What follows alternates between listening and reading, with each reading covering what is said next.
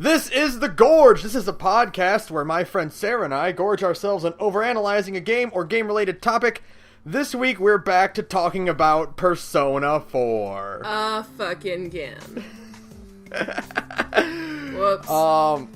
Because I beat Persona 5 last night, but I'm not ready to talk about it yet. Yeah. So, yeah. We're stalling for another week or so. Yeah. I'm like right at the point, where we said we'd be at the spot where like we'd be good to talk about P5 again, like on the podcast. I'm at that spot now, which is I'm like approaching getting Futaba. So so that's like the halfway point. Yeah, that's the halfway point. That's the point where like, you can say you've actually beaten a Persona game once is when you've beaten it 1.5 times. And I think we've said that here. Yeah, cuz the idea is that like you beat it once and then you beat it like halfway to remind yourself of what happened in the beginning of the game. Yeah, cuz and to actually initiate social links that you didn't even fucking bother with the first time around cuz you just didn't have time. So, or the things. What am I trying to say here? Stats. Social stats. Your stats? Yeah, you didn't have the stats for it. Yeah, which is always, I had forgotten because it has been so long since I've played a new Persona game that, I forgot what it was like to actually start a game with social stats again. It's been so long since I actually, played Persona 4, like, fresh and clean. That when I started P5 without any stats at all, it's like, what the fuck is going on? Am I some sort of peasant? Well, like, the last time you would have done it was, when we picked up the Golden. Yeah, so, like, 5 years ago, something like that? Yeah, makes... Because that, it's like whenever you pick up, like, a remake for a game, and, like, that has a new game, plus, like, I remember when I picked up Chrono Trigger for the DS, and I'm like, oh boy, it'll be really fun to play Chrono Trigger again. Oh wait, I have to actually play the game this time. I can't just cruise through it like I'm used to. Yeah, you can't just kind of like coast along and try and get your various endings like you do with Chrono Trigger. You have to actually focus, and it's bullshit. Like, I had forgotten the stress of trying to manage your schedule, and then Persona 5 reminded me, like, real hard, like, you don't have enough time to do anything. I'm like, oh my god, no. I think I got my last skill, my kindness skill, up to rank 5 with, like, 12 days to go in the game. It's like having the governor pardon you. Like, before the execution, you're just, like, right there. You're like, oh shit, I'm not gonna make it. And then, like, the phone call comes in, and you're like, oh my god, yes! That's what it feels like. And then I thought about this, no spoilers, I thought about the social link that I wanted to do with that rank 5 kindness, and I'm like, I don't have enough time. Okay, well, never mind. But we're not talking about Persona 5. No, we're not. I know it's hard to, like, not talk about P5 right now, because, like, we're both riding high on that goodness. But we're not. We're talking finally about Persona 4's many, many good and, like, 2 bad social links. Yes. Like, this is the kind of thing we're going to repeat with when P5 because the games are just both, like, crammed with stuff to talk about. Oh my god. Like, so, like, we're still not done. Yeah, we're still not done with Persona 4 after this podcast, because there's still Ultimax and Arena to talk about. That's there's still the fighting games. Yeah, so we've still got many more Persona to talk about. Which is just so pathetic. But whatever. We could just make this a Persona cast. We really, really could. I mean, we probably could make this a Persona-themed podcast and just release, like, once a month instead. But, yeah. I got too many video game opinions about other things, so I won't. But it's tempting. All right. So yeah, we're talking social links. Yes. So we already did the party members, so that's like a pretty sizable chunk of social links removed. There's like 400 party members in that game. Yeah. That's out of the arc. There's how many cards in the Arcana? 22? 22. 23. If you count the new character, like the new social link characters, is it? Yeah. 20? It's 23 or 24. I think it's 24 in P4. It's 23 in P3P. Yeah, because they add the Aeon. So it's 22 normally, but they add the Aeon and Jester in 4 golden. Yeah. So it's 24. Okay. Still, like, absurd number of characters, and the party makes up for a lot of them, and then the Judgment is an automatic one, the Fool is an automatic one, and a handful of other things like that. But still, tons and tons of social links in this game that aren't automatic. So, yeah, it leaves us with a bunch of stuff to talk about. And some of these will go quickly and some of them won't. So, yeah. Hold on. So we'll see. Okay. Alright, ready? Yeah, let's do it. Okay, let's get first, real nerdy. I'm just going, like, down the Arcana list. So the first one that's not a automatic one or a party member is the Empress, which is Margaret. Oh my god, you're so hot. Why is your S-Link the worst? Oh my god. Oh my god. Margaret's one of the, like, 2 that I've just never completed. And really? I've never completed Margaret's because Fusion's hard.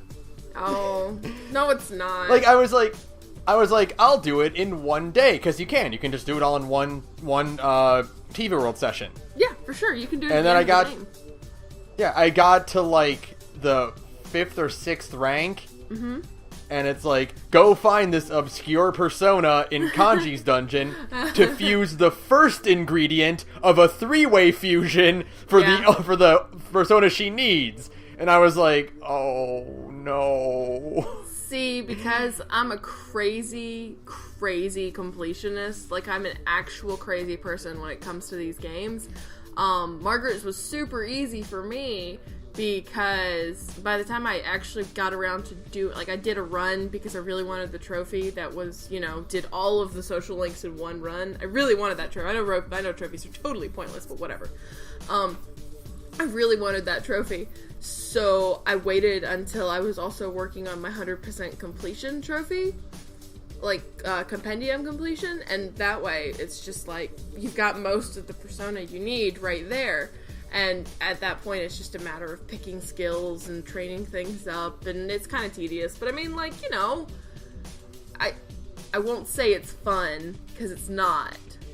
It's really... Well, in the golden, it makes it much easier because you can pick your skills that you want them to inherit, which makes it a lot easier, but... But even then, like, it doesn't make it... Like, if you have, like, the cards...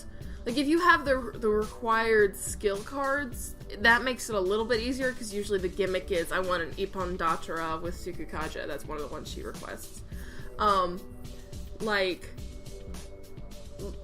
Like in the golden, that's easier if you have the skill card, but if you don't have the skill card, you're just kind of boned. What you've got to do then is go out and train one of the base persona up to hit a certain level, and then do the fusion, and then select that skill in the fusion. So, like, even in the golden, which is like easy street compared to previous personas, it's still really hard and tedious, and I won't even call it fun, but it's satisfying. It's so satisfying. You just watch that social link Gorge fill up, and you're like, yes, I'm so good at this game. Like, that's all it is. It's just a way for me to feel superior. I'm like, they're like, what did you do? I'm like, I got all the social links and completed my compendium. What's up? I'm a Pokemon master, because that's all this is. I caught them all, motherfuckers. But you want to do it because Margaret's a great character. Margaret's great, and she gets the only canon kiss if you finish her social link. And I think it's adorable. Yeah. She actually does kiss him on screen, and it's really cute. So, like, I mean, like, it cuts to black, but it still happens, and it's really cute. Yeah, that's canon. Yeah, it's canon. Good for you, kid. Get this whatever she is, hot, metaphysical, older lady macking on you. Yeah. Yeah, make out with this concept. How baller is the main character of Persona 4? He can make out with concepts, and nobody even blinks an eye. Well, Igor's watching, which is a little uncomfortable, but it's cool. Look, don't worry about it. Igor's cool. Igor is like the ultimate wingman. Are you kidding me? That's kind of technically what's going on with his, like, social link experience points fusion things, is that he's just being like the ultimate wingman. He's like, look, all of these hot chicks you're hooking up with, you get experience points bonuses with them. Like, thanks, man. I don't even have friends. I don't even have friends that reliable. Are you kidding me?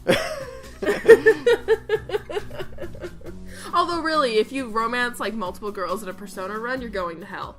Oh yeah, you're the worst person. Like, don't, bro. Don't really, bro. Don't be really? that guy. Come on. Like, I'm really glad 4 and 5, like Golden and 5, introduced the Valentine's Day date where you will pay for your actions. Where you pay for your actions if you mac on every single girl. Like, don't be that guy. Don't let this game corrupt you like that, dude. It's not cool. Like, don't be a monster. They're good. They're good girls. Damn it. They deserve better than that. They deserve better than you. Alright, what else about Margaret? Her mask in Ultimax is really dumb. Really? You don't like it? I don't like the butterfly mask. I just think it looks really, really dumb. It's really weird. I love it, because I think it's super gaudy, and it's exactly what she would wear. You're right. That's probably why you like it, and I hate it. I'm just like, it's so gaudy, and you're like, it's so gaudy! You know? Like, it's just two reactions to the exact same thing. Yep, it's really tacky. But her character portrait in Ultimax is the hottest fucking thing I've ever seen in my entire life. I want to die. Oh my god. That's all I gotta say. Yeah. Yeah. Alright. Plus she does the cool thing where, like, when you knock her down, she doesn't actually, like, collapse. She's just, like, you know, relaxing. Yeah, her and Elizabeth both, they just kind of both chill out when they get beat up in Ultimax. It's the best. It's like my favorite detail about them. But yeah, like all of the Velvet Assistants are like the best characters universally. They're just really fun. I wish Theodore was playable, like, really badly in Ultimax. Yeah, he's so great, but I guess he's just too gentle of a soul, frankly. He might be too good to take part in a fighting game compared to the other two. He's just too nice. The horrible things it sounds like Margaret and Elizabeth have done to that boy is just traumatic. That poor kid. That poor man. Rescue Theo, 2K17. Right. Okay. Next. Moving on is the Hierophant Arcana, which is Hot Dad your Arcana? uncle Ryotaro Dojima. Hot Dad Arcana, cool. Yep, that's there's all, one in every game. Well, I won't say it's not in. I was trying to remember, like to prepare for this. I'm like, who's the Hierophant in P3? Who the fuck is the Hierophant? It's the old couple, so it's really not the, like, it's not the Hot Dad Arcana, but it's kind of become the Hot Dad Arcana, like, with 4 and 5, and so, like, I mean, like, Dojima is a major character. Dojima is not just, like, throwaway whatever character. Dojima is, like, one of the most important characters in Persona 4. And, like, everything that Persona 5 is not about, which is, like, terrible adults. Like, Dojima stands above the rest as, like, a halfway decent person. Like, yeah, maybe kind of an alcoholic. But, you know, otherwise... He's trying his best. He's doing his best, damn it. Okay? And, like... When you are a police officer and you have to raise a 5-year-old daughter on your own, like, that's stressful. He's especially in Japan. He's a good dude. Yeah, especially in Japan where it's like work yourself to death. No, he's a good dude, damn it. Like, he's just really tragic and sad, but mostly has a good heart and does kind of a few dumb things like leave a kid alone with nobody around while a, serial kidnapper is running around. That's kind of fucked up. I mean, like, yeah, that was pretty, like, primo idiot ball. We say that a lot. It was truly... It was, like, the lowest point of his character was that Yeah, it was such part, an idiot exactly. ball moment, too. And, like, you kind of get it, because, like, there's no way dude could even remotely know what's going on, like, at all. But at the same time... But he could have at least brought Nanako to the police station, right, you know? Or, like, call the old lady next door or something. Call the bitch who I buy all my vegetables from. Right, yeah. Call your vegetable dealer. Your seed hookup. Yeah. And be like, I need you to babysit my kid for, like, 20 minutes while I go question my nephew. But yeah, sure, leave the kid home alone. It's fine, and then get in a car accident. It's cool. Don't worry about it. It's fine. what else? His voice actor is somebody else too. He's Don Whitehorse in Yeah, he is. In Vesperia. In Vesperia. Yeah. He's also Jiraiya in the Naruto dub. Ha! That's awesome. And, imagine having like, that kind of money for the rest. Like, you Right. just, like, that kind of, like, job security. I know Jiraiya dies, but whatever. Yeah, Spoiler. but he's in all the video games. Yeah, he's in all the video games. You know? It's job security, man. If you get in with a shonen series, you're set for life. You got that Dragon Ball money at that You got point. that Dragon Ball money. You got fuck you money at that point. No, voice actors for dubs don't get paid a lot. I know, but you know, you work all the time at least. Yeah. What the fuck? I just dropped something on myself. Anyways. So he's, his social link is one of the better ones in the game. In a game full of really good ones. Yeah, because like it's very impactful and it's punchy in that way of just like seeing this guy who you don't really get a lot of him in the main story, but like his social link just adds so much to like his motivations and to why he does the things he does and why he works himself to death like that. Mm-hmm.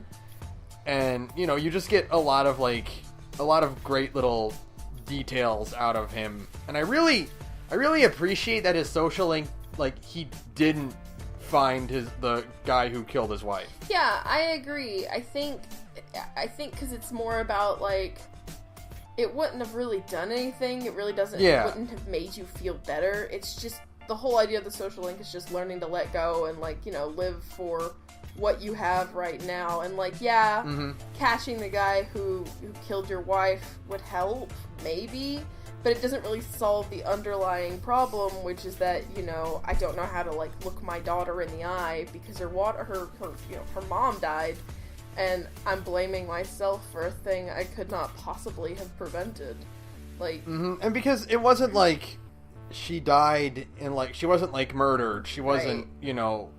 Attacked. It was a hit and run, yeah. And, like, there was no way you can catch, like, someone like that in, like, a small town like Inaba is, mm-hmm. where there's probably no security cameras anywhere or anything like that. Yeah. Like, there's no...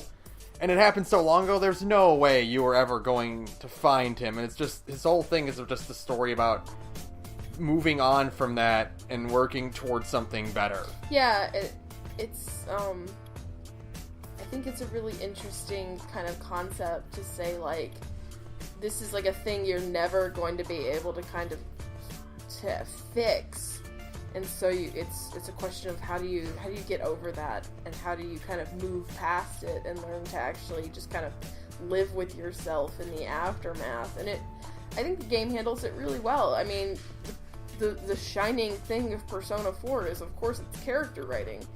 Above all else, Persona 4 has probably some of the best character writing you're ever going to get, and it shows the best.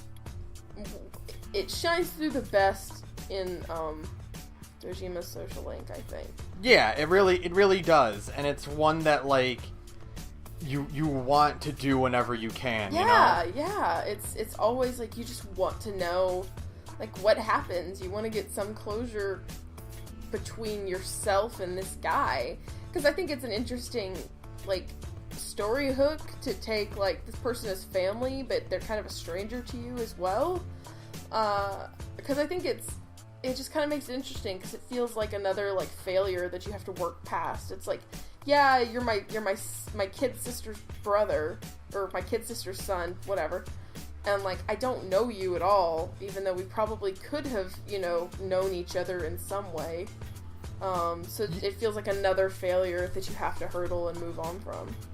You have to make the effort, yeah. to make him your family. Yeah, which is such an old dude thing. Is like, well, I don't, I don't know them, so it's too late, and da-da-da-da. It's just like a dad thing, to just kind of not take the first step. And so it makes him kind of even more relatable like that, I guess. Like, and it makes it, him along with Nanako, it makes that those few months late in the game when they're not home. So sad. That just makes it feel so much more empty. It does. It makes it so the theme that plays, it changes. You're so used to being greeted by one or the other, and like, yeah, man, it's really upsetting, because by the time, if you've done both social links, by the time you get to that point in the game, the house just feels really, like, lonely, you know? Mm-hmm. Like, it just feels so lonely to have to go home to this it's a pretty big house for, like, a 17-year-old kid to be living in alone. Yeah. Like, it's just really sad, and you just, like, you know, Soji is kind of like a blank slate character, but you still end up kind of feeling for him just because of the situation, and because you've gotten so close to these two characters who are now, like, you know, outside of your reach, in a way. Yeah, exactly. But yeah, no, I love Dojima. He's great. Like, he's a great character. Oh my god, he's so... And, I mean, he's super ridiculous, and I think he handles, like, the revelation of, like, magic shit better than any, like, adult character in these situations ever, which is... Yeah, it's probably real. Nope, I don't want to know about it. Right? Like, you always... I think I said this in the first Persona cast we did, but, like, I always got the idea that Dojima kind of knows that something beyond his understanding is going on, but he doesn't care. He just doesn't want to hear about it. Like, and he's like, as long as the guy's in jail, I don't really care beyond that. It's just, like some of the late game stuff you get in the Golden, where it brings up, like, just, like, the weird shit everybody says, you can just tell he's like, nope, I'm not gonna ask questions, I'm not gonna press for more information, because it will drive me insane. And I just love that, like, you always get, like, the occasional little, like, line of confusion from him. Yeah. When he's just kind of, like, listening in. Like, my favorite is when Teddy gives Nanako the little teddy doll. It's made out of teddy fur. And he's like, oh, that's great. What is teddy fur? What is teddy fur? Never mind, I don't want to know. I don't need to know. Because it just starts spiraling out of control if you ask yourself those weird questions like that. And he knows it. He's like, is this one of these memes the kids keep talking about? One of those May-Mays. Oh my god. And like, and that's not to say like he's like he does that for every case, but like this particular case and everything that his nephew is getting involved in, he's just like, no, I don't want to talk about it or think about it. It's over and it's done with. And somehow the right guy is in jail. I don't want to think I'm about going to TV take a nap. worlds, because then I won't be able to watch TV in peace. Like, that's all it boils down to, is that, like, let this man watch his TV in peace without having to think about shit behind the screen. You know what I mean? Right. All right, next. Next is one of my favorite social links in the game. Oh, really? I love it. Strength, Daisuke and or Ko. That's so funny. Because, like, Daisuke and Ko, like, whichever one you pick, because I wish this was in 5. I really wish this was. I love picking which of the two you do. Oh, you're right. 5 doesn't have that mechanic. That's such a bummer. It's so good. No. It's such a cool thing, because it actively encourages, like, replayability, because it's like, oh, do the other one next time. Yeah, exactly. And I like this one more than the Sun, because not only are these characters better, but I love that in the Sun, they don't talk to they're not related at all. Yeah. Whereas in Strength, like, Daisuke and Ko are best friends, and it's just which one do you hang out with more, and you get to do their story. Right, yeah, and both are real, like, Daisuke's is objectively more boring, but, like, he's a good kid, so it's okay? Like, like, because Daisuke as a character is really, really likable, like, Ko has a more, like, punchy story, because it's about, like, I'm adopted, and I don't know if my family loves me, and, you know, I've been held to these high standards all my life, but now I have this kid sister, and she's being held up to all these high standards, so I feel like I'm being left behind, and blah, blah, blah. Like, those are more, like, punchy, dramatic story moments, for sure. But, like, just Dice Case is just really fun and normal, and you think like that'll be boring, but like because him as a character is so endearing, like it's okay. You're still like, this is actually really interesting. Like the concept is just I'm afraid of girls because my last one broke up with me really hard and I'm not over it. And it just kind of works out to be this really relatable story of just, like, I don't know how to break out of my shell now. And, like, that's a really normal thing for a 16, 17-year-old kid to be dealing with, you know? Yeah, and they're just, like, it's kind of funny because whichever one you end up doing, you almost spend more time with the other friend. For sure, to work out this other, to work out the guy who is this, like, the focus of the social link. Yeah. Working out his problems requires you spend as much time with the other one, honestly. Yeah, like when you do Daisuke social link, like for the especially like the latter half of the ranks, it's mostly just like you and Ko being like, how are we gonna fix this? Right, and it's so good, and it's really just like one of my favorite like parts of Ko's, and honestly I was so biased towards Daisuke that I didn't do Ko's for a while just because I like Daisuke as a character because he's just really relatable. I was like, well, I'll do Ko's finally, and I did Ko's and I really liked it because I love the part in Ko's where you go up onto the roof and he's just kind of like laying there, you know, and he's just like staring at the sky. And I don't know, just something about like, because what happens is he's laying there and he's lost in thought and he's literally on his back staring at the sky on the school roof, and then Soji and Daisuke go sit on either side of him. They just go and they just sit and they chill, and it just was such like a nice little moment. Like, even without any of the plot stuff that was happening, just that little gesture of just like, hey, you're going through some shit, we're gonna come sit down next to you and be like, hey, what's wrong, buddy? Was just, right, like, exactly. It's thing. that bit in Scrubs where it's like you knock yourself out with a jump shot, so I lay down next to you, so everyone think we were chilling. Exactly. That's totally what it is. And it's like outside of the party, outside of like Yosuke and Kanji, I think like if you do all the social links, I think Daisuke and or Ko are the closest friends Soji has. Yeah, because they're just like, I mean, they're just, like normal 17-year-old second-year kids just like him, and they go through really normal stuff, and it just makes them very likable. And for all of my, like, dislike for the anime and the Golden, the one thing that I do like is that it always seems to kind of come back to Daisuke and Ko. Like, when they need somebody to do shit for them in the real world, it falls to Daisuke and Ko, and, like... Yeah!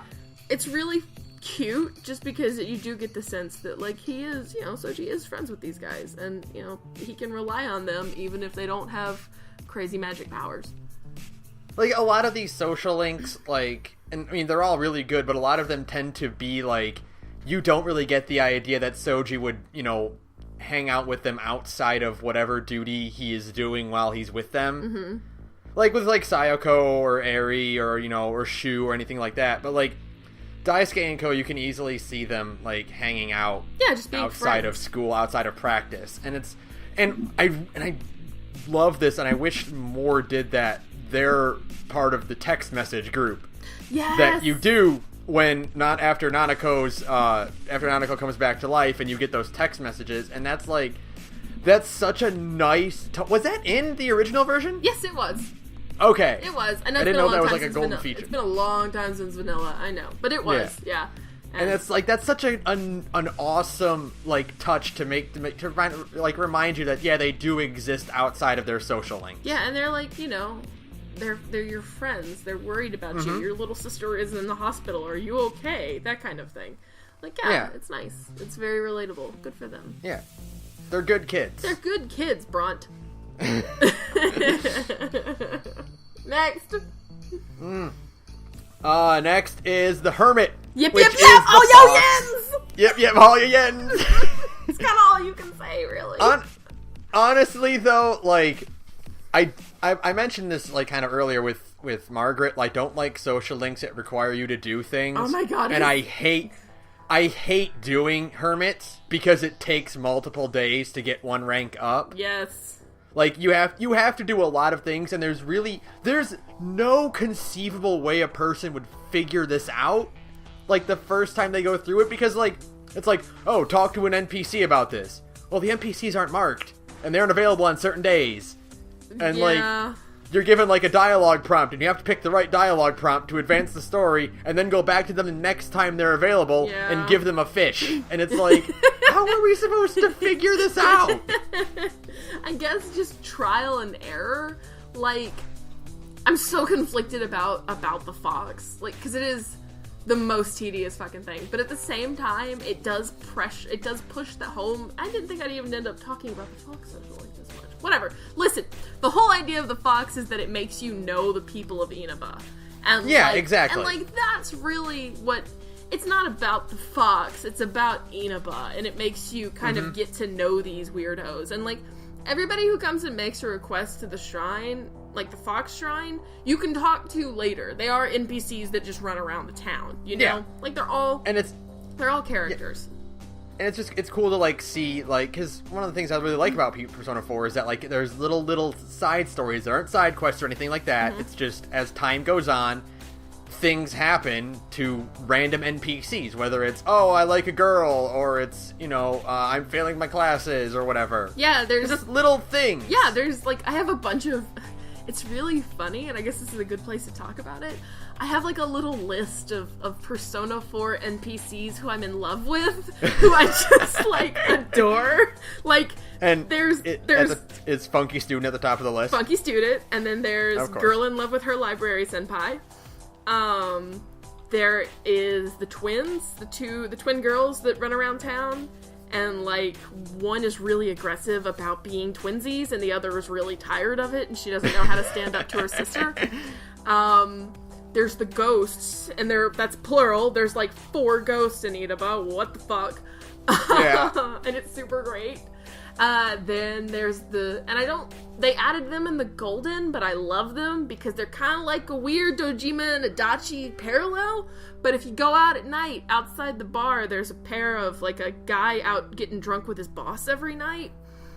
And, oh, I remember them. Yeah. They have, like, a little running story where, like, you know, this guy really hates being dragged out to drink with his boss, but his boss is, like, trying to impart wisdom on this young shithead. And, like, eventually, like, I think the kid gets promoted and he moves out of Inaba, and the boss is just like, I'll miss that kid. And you're just like, aww. These are great little micro stories, and there are so many of them. There are so many itty-bitty little stories like that in all of Inaba.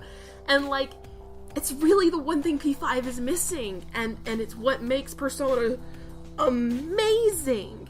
It's like, it is what makes Persona 4 just, like, so perfect. One of the many, many things that makes Persona 4 a perfect video game is that, like, this is a town, it really makes you believe by getting to know the small town, getting to know, like, everybody in this small town. Oh, and there's the guy on the floodplains who's, like, really, really friendly, and him and his wife run Sozai Daigaku, like the little meat stand. He's really, he's really nice, and he's just always really friendly to Soji, and it feels like such a small town thing.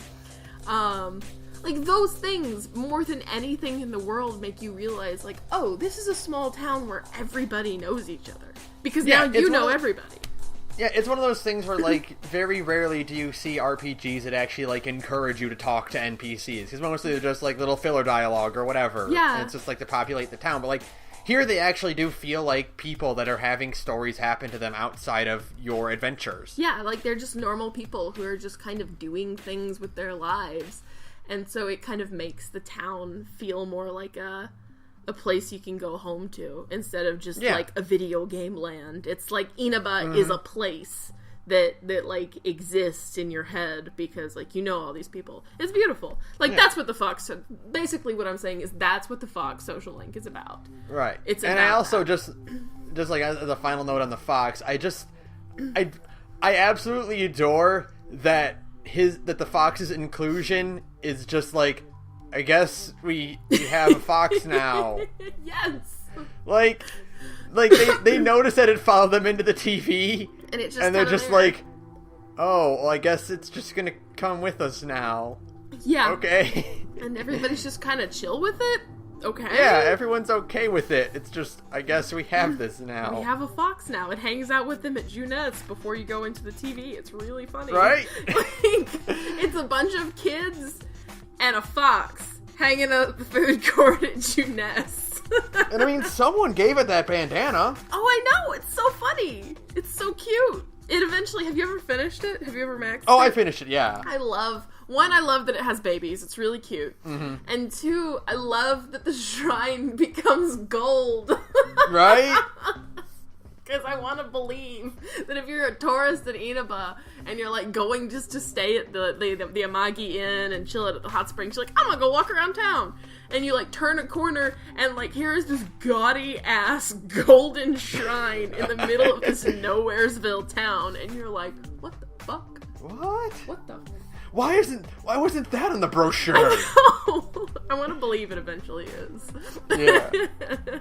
No one knows where the money came from. It's because you were grifting me for heels, you piece of shit, Fox. Alright, next. Alright, moving on to the best little kid character in JRPG history. Oh, you mean my daughter? Yeah. Nanako Dojima, the Justice Social Link. A good child. A good and pure child. A good kid. She's a good baby.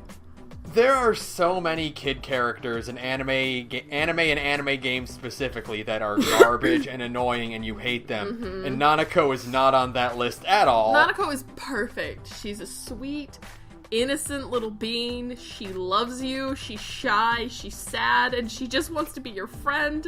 And yeah, I love her. I think it's great. And like... I want to imagine there was a day that Dojima realized how many babysitters he has access to now. Even after Soji leaves. Right? Because there had to be a day when he realized, he was counting it on his fingers, how many friends his nephew has and how often they're super wielding and almost demanding to include Nanako into things. And he's like... Wait a minute. I could call any one of them to watch the kid. At any time. What the hell? Literally. Would be the easiest thing in the entire world, too. You could call Yosuke and he'd probably drop what he was doing at Junes to go babysit this kid. Right? You know what I mean? He'd be like, well, I can't keep doing this job. I have to go do my true calling, which is babysit this 6-year-old. And I love that all the party members are not only just they're willing to have her tag along, they encourage we should call Nanako over too. I know, it's so cute. The moment when I first played this game a billion years ago, when I was a much younger woman, the moment I realized that I was probably going to love this game until I was dead is the moment after you've gotten Yosuke, Yukiko, and Chie, and that's it. You've just gotten Yukiko on your party, and Yosuke shows up out of the blue one day. Is like, "Hey, wanna go hang out at Junes?" And then Nanako's behind him and goes, "Hey, how about you too?" And she just goes, "Really?" The most excited, and right? He just invites her out of the blue. Invites his friend's little nephew or niece. Whatever. Cousin. There's my English. Jesus. Yeah, cousin. Yeah, she's a cousin, yeah. Whatever. I want to say little sister, but she's not at that point yet. Not yet. And, he just invites her along out of the blue just because he can, and she's so excited and so happy. And you're like, this game is going to be something special. That's when you're like, oh, these are good kids, and I'm going to appreciate, all of them. Spending time with them. They're so... happy to have her be healthy when she's sick, and even before shit gets bad, when she finger quotes dies, they're hanging out at Junes to buy her get well soon gifts. Yeah. How cute. How pure can you get? You can't. And I love that, Nanako is, a common factor in all their social links. When they're at their worst, Nanako is there to say something cute and innocent to cheer them up. You're so right, though. I think almost every member of the team has, a moment where Nanako just walks up and she's like, I think you're cool. Then she leaves. That's all you need. Literally all you need is encouragement from her. And, Chie's like, I may be garbage, but Nanako thinks I'm cool. Exactly. Everybody is just... that's all you really need is, for for like a 6-year-old to show up and think like, man, I think you're pretty cool. Suddenly it's like your whole day gets better because this really cute kid says so. Like, I love her. She's great. She's so cute. And she's so sad. And literally everyone loves her. She just has a potent maternal miasma around her. Right? That's and it. like, and you know, like, holy shit. Her dungeon is like... so good. Right? Oh it's God. one of the best designs in the game. Oh my God, and it's that so song good. that plays. The song is so good, and the design is... I just love, because, like, every dungeon before that has basically been in hallways. Like, it's been in enclosed spaces. So, to go to heaven, and it open... You're still in hallways, yeah.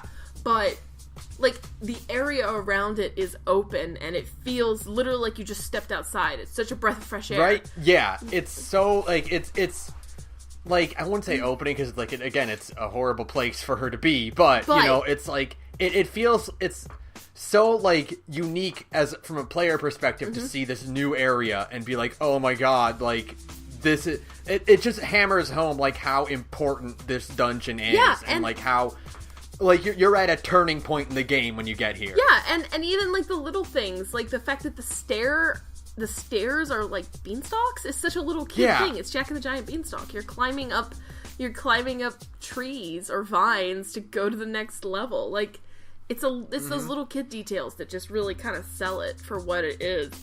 And my only wish is that I wish it was one of those areas where the overworld music persists in battles. I do too. Yeah, I do. Although I think it might drive me crazy after a little while. So maybe it's for the best.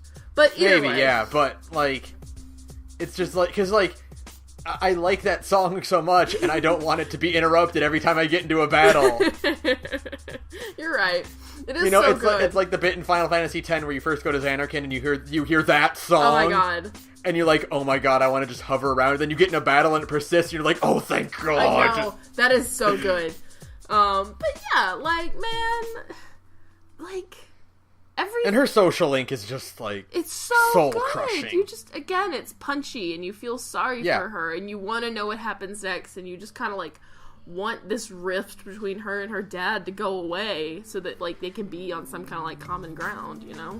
Yeah, and it's like, if you've ever had, like, a younger sibling or a younger cousin that you're close with, and you don't usually get questions like the ones she's asking, but you feel that, like, it's that punch of, like, how do I talk to this kid and explain things that are, like, beyond their comprehension at this level? Right. And it's like all those little things, like, does dad still love me, and stuff like that are just so, you know, like, little punchy moments like that. And she, you know, the part where she finally calls Dojima stupid feels really good. Yeah. Like, every time I get to that point, I'm like, yeah, you tell him, little girl. Tell him to stop being such a shithead. I know it's rough, but come on. Like, it's such a good moment. Like, they actually, for once, like, did a good job of writing a character who feels their age. And I know, and it's not, I'm not like it's hard to do that when you have, like, writing little kids is such a difficult thing, because there are the window you have to, like, oh, well, a kid acts like this until they're 6.5. When they hit 7, suddenly they develop enough to act like this. And, like, you have such narrow windows to, like, and kids grow at different rates and everything like that, so, like, it's so hard, and they did such a good job of making Nanako actually feel like a 6 to 7 year old. And a likable one, because, you know, it's really hard to kind of straddle the line of, like, realistic kid character and realistic bratty kid character. Yeah. You know? Like, sometimes, like, yeah, like, smart little kids can be precocious, for sure. Like, but sometimes a game can kind of hammer that precociousness too far, Exilio 2, and so now you're in territory of this kid is just kind of an annoying brat sometimes. But, like, Nanako never, like, she has her little, like, precocious moments, but she never strays into annoying brat territory so that she can stay, you know, relatable to the grown people who are playing this game, you know? And those moments also, like, keep her from being innocent, pure angel child, too. Yeah, for like, sure. She does have moments where she lashes out and she gets frustrated and, you know, she games runs away from home. Yeah, She runs away from home at one point, and it's like, yeah, that's great. And they did a really, really good job of making a character that was designed to be cared about, and then actually caring about her. Yeah, exactly. And I mean, she's just so it's so interesting to me that they made her the Justice, like, as a gameplay thing. It was a really smart, like, because the whole idea is that her survival kind of hinges on you're doing the just thing, like, you doing the right thing kind of hinge, you know, like, yeah.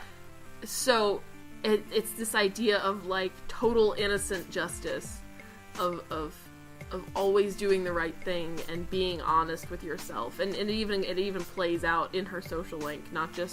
It's not just she's the Justice because of this one moment, you know, she's the Justice for kind of the whole, like, the game kind of revolves around truth. Like, that's the literal theme of the game. Yeah, that's the thing. Is truth.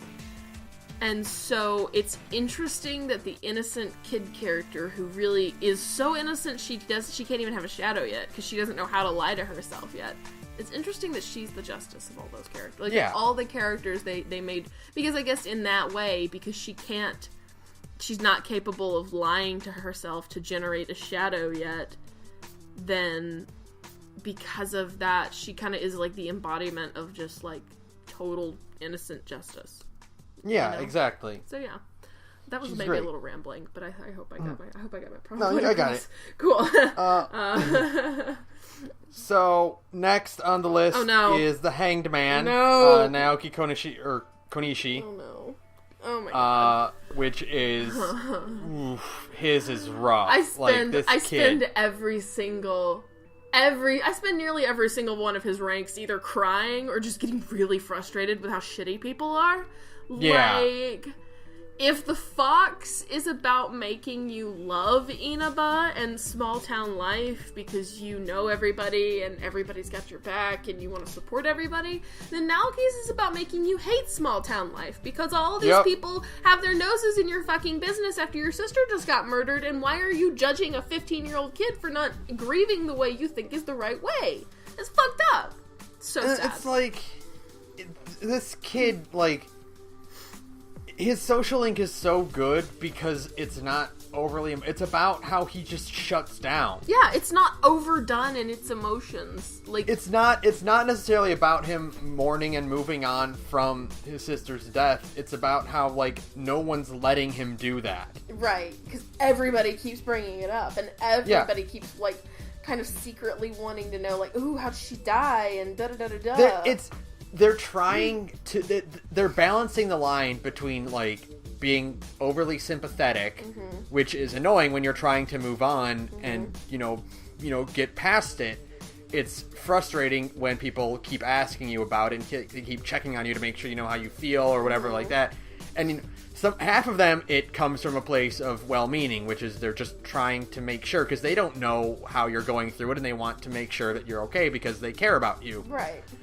And the other half is doing it because they want to know about the scandal. Yeah, exactly. Because, like, Saki was up to some shit, and she had an older boyfriend, and all of this bullshit, and so they want to gossip. I mean, like, it's so, like, one of the parts that made me, like, want to snap my controller in half is the part, and it's, like, the third rank of this kid's social link, is when you're hanging out with Naoki, and, like, he actually laughs. You're eating at Sozai Daigaku, and he actually laughs at some stupid joke Soji tells.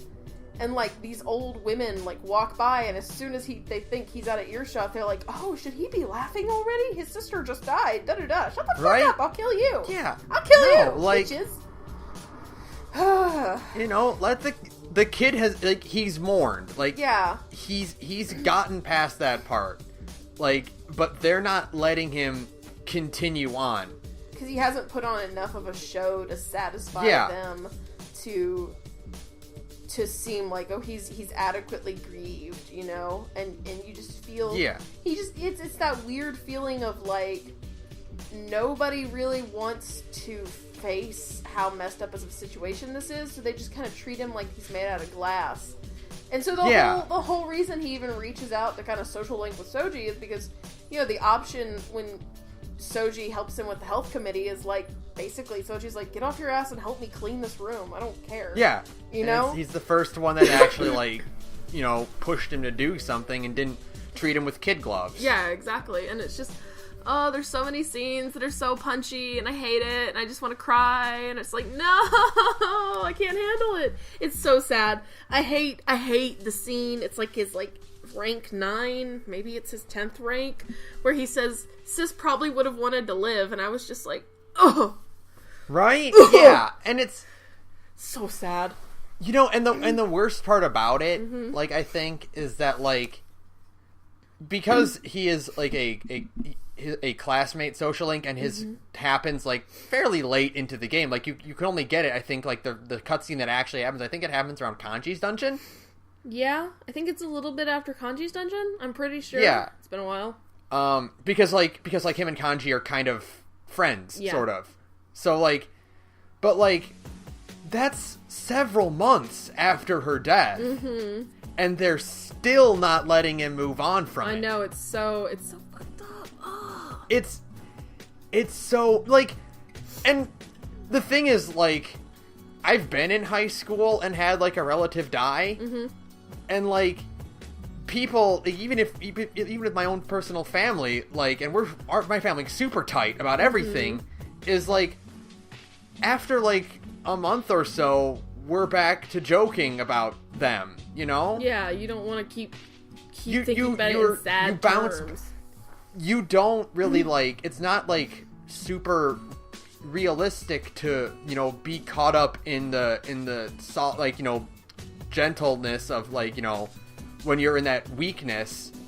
It's not realistic to be caught up in that for that long. You're going to move on eventually, and, like, unless people around you drag it down and they keep reminding you of it. Yeah, exactly. Like, it's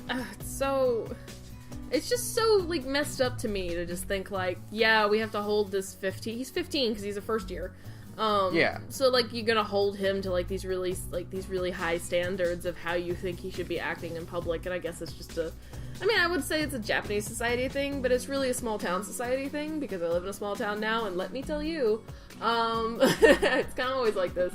Like, like, you know, there's gossip, and there's people, you know, somebody died, so let's all, like, gossip about it and be like, ooh, how did it happen? And da-da-da-da, you know, like, you know, messed up stuff like that. It's small town life, and it's fucked up. And it's frustrating, because you're just like, mind your own business. Yeah. Like, mind your own, like, it's the double-edged sword of living in a place with very few people in it. It's like, one, you know everybody. Two, you know everybody. It kind of blows. Yeah. Like, like, everybody knows you, so everybody knows what shit you're into, and sometimes it gets frustrating, and sometimes you just want them to leave you the hell alone. And, like, it's so sad. It's just the whole social link, but it's so good. Oh my god. It is. It's one of those ones that you want to do every time, just because, like, it's so good. It's so punchy, and just, he is such a likable kid because he's actually kind of a smartass, and he's really funny, and you just end up, by the end of his social link, you just like him a lot, because he's just kind of a fun, dumb 15-year-old kid. You're like, oh, I like you now, okay, you're good people. Like, it is about kind of moving past the fact that, oh, well, he's the girl who, you know, got murdered's little brother. And it's like, no, now he's just my friend. He's just, like, a guy I know. Yeah. And, like, it's about kind of getting to know that. It's so good. Oh, my God. Such a good social link. Such a good character. Yeah. Good kid. He's a good being. Yeah. Okay. So, next, let's keep the Morn train rolling. No! We have Hisano Kuroda, the death social link. Oh, no.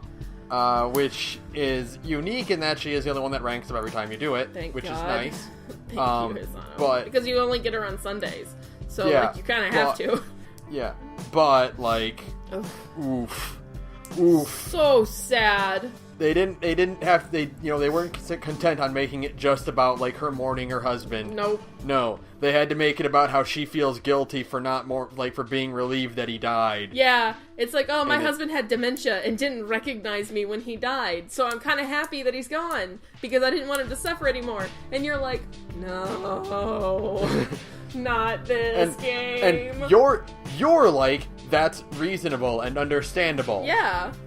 And so you have that feeling, but you can also understand like why that would be so horribly frustrating and why that would tear at you. Because it's a messed up thing to think. Like, for sure. Yeah. Like, when you hear that, somebody you loved died, but they had been suffering for a long time, it's such a weird, twisty feeling to have. Because on the one hand, you're like, oh, good, it's over. On the other hand, you're like, oh, God, they're gone. Why am I saying that? Yeah. Like, it's such a normal, that's such a, like, again, oh, God, all Persona 4 is a bunch of relatable shit. And, like, that's pretty fucking relatable to have, like, it's something everybody's kind of gone through or will go through at one point or another.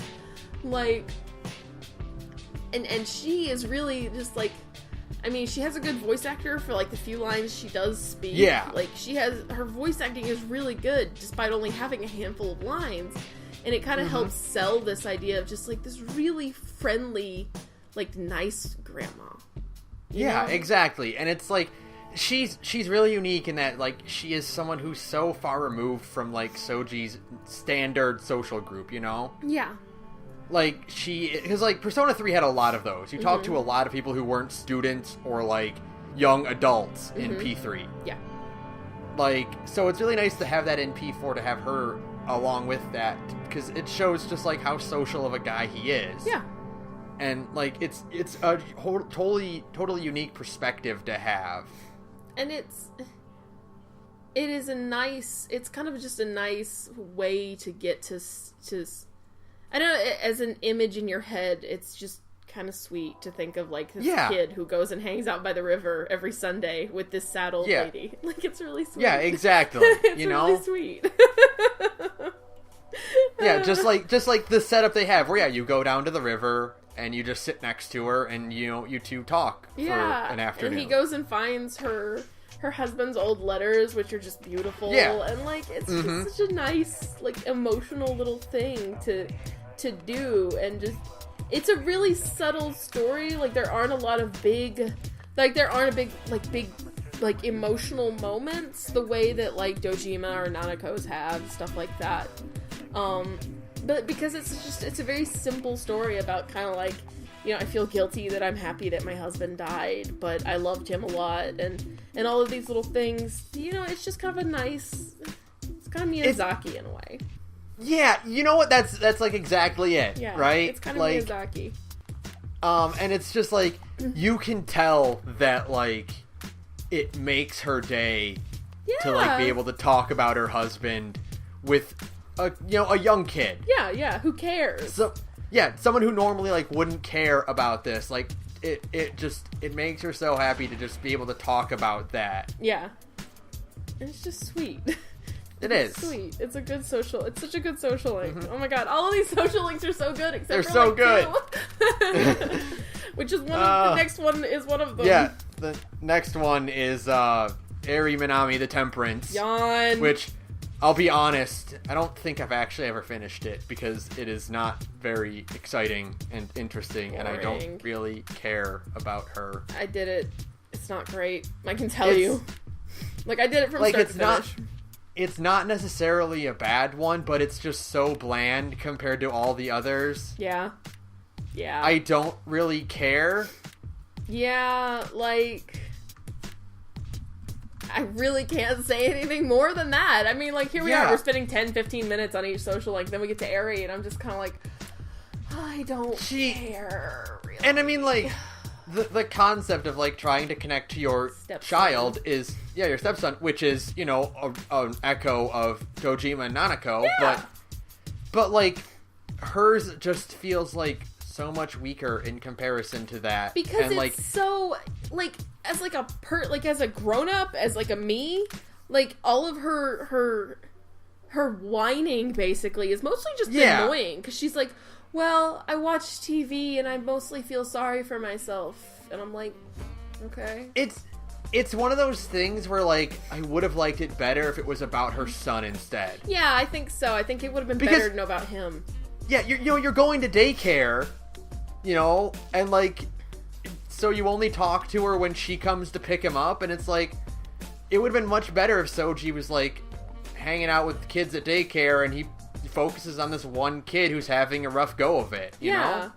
Like, I just don't feel... Like, I guess I feel kind of sorry, because it kind of sounds like her husband just kind of moved her out to the middle of the nowhere, like, out of nowhere, was just kind of like, hey, we're moving to Annaba. I know you live in the city, but sorry. But at the same time, I'm just kind of like, I don't know how sorry I feel for you, Like, it's just...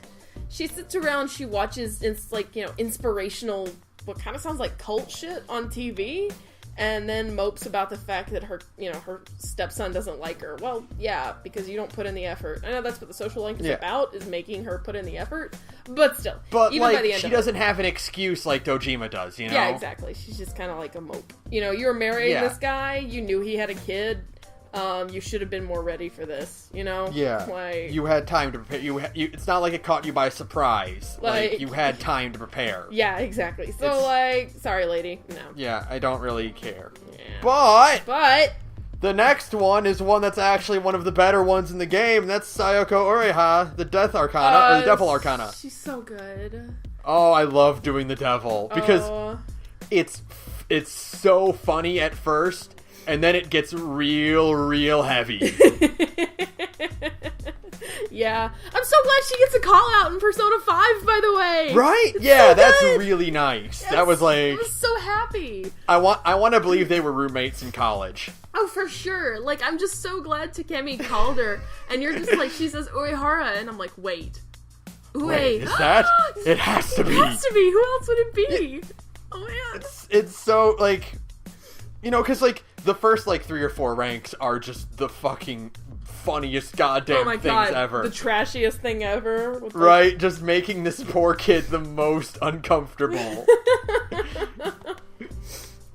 And it's the thing where, like, it cuts away and it has, like, sound effects, and you're it's like, did you just get a handy J in a hospital supply room closet? Is that what happened? Ugh. Am I on a list now somewhere? And my favorite part is that she's so much smaller than him. I know, she's just this little dainty thing. She's really short, it's and so like funny. So, like, it's, you get that thing in trashy stuff like that all the time, where, like, the MILF character is, like, towering over the almost Shota boy. Right, And it's like, imagine that same thing, but she's, like, 3 inches shorter than him. And she wears heels. Yeah. So she's actually even shorter. She's actually a lot shorter, which is even better. It's great. And then it gets, like, heavy. And then it gets heavy. Yeah. And it gets to the point where she's she's a total workaholic, and you realize that no one respects her. Yeah. And, like, they're almost afraid of her, and she ends up collapsing. Oh, man. It's like... She just... Because she wants to be more than, like, what she is, and it's kind of like, I don't know how to get to that point. So you end up, like, mostly just feeling really bad for her. And, like, again, it's like, oh, I didn't expect to find you as relatable as I do, slutty nurse. Yeah. But I know. Right, because, like, you were expecting, like, oh, this will be just a fun, dark humor, like, jokey weirdo social link. Yeah. Yeah, and then it actually does get really heavy, and, like, you're like, can we go back to the part where you were, like, about to pin me into a corner? Like, because that was fun. That was and now it's getting real sad. I'm always so bummed she moves away at the end of the social. Yeah, so but no, come back. I love you. It is cool that, like, she apparently joins some, like, Peace group, Corps. like, some, like, awesome, like, group that travels the world and stuff. Yeah, she joins, like, Doctors Without Borders or something like that, where she's just like, I'm going to all these crazy places and helping sick kids. She basically joins Caduceus from the Trauma Center games. Which are also made by Atlas. How rad would that be if they made another one and she was just like a right, like if they made like out? a Trauma Team 2, if they made like a Trauma Team 2 and like one of the characters was Sayoko. Oh my god, how cool would that be? Atlas, please make...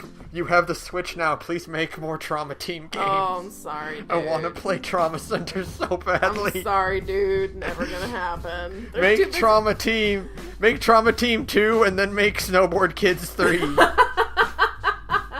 sequel to Jack Bros. Yeah!